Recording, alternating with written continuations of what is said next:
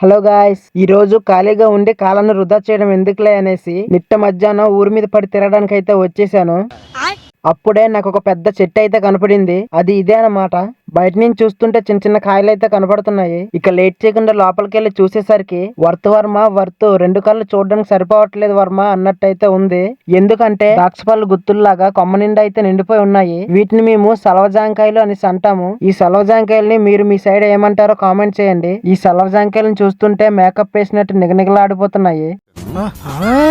ఈ సలవజాంకాయల్ని మా ఊర్లో చాలా మంది తింటారు. కాబట్టి మనం కూడా ఒక మంచి కాయ కోసుకొని తిందాం. ఆ మంచి కాయ కోసం చెట్టు మొత్తం ఎతికితే ఒక చిన్న కాయ అయితే దొరికింది. ఇక వెంటనే ఆ కాయను కోసి నా అందమైన పళ్ళతో ఆ కాయను కాటు వేసాను అనమాట.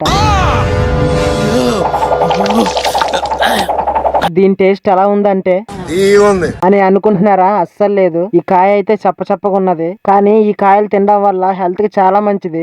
అయినా కూడా మనం తినమన్నమాట. ఆరోగ్యాన్ని మెరుగుపరుచుకునే ఆలోచనలు అలాంటి మేధావులకు ఉండవు కాబట్టి అక్కడ నుండి బయటకు వచ్చేసి టైం వేస్ట్ చేయకుండా ఉండాలంటే ఏం చేయాలబ్బా అని రోడ్డు మీద ఖాళీగా తిరుగుతూ ఆలోచించడం మొదలు పెట్టేశాను. నెక్స్ట్ వీడియోలో మళ్ళీ కలుద్దాం. ఉంటాం. Bye bye. సీతాట కంటెడైన్ వెళ్ళిపోయిన అనుకున్నారు కదా, మీరైతే లైక్ కొట్టేసే వెళ్ళాలి. Bye bye.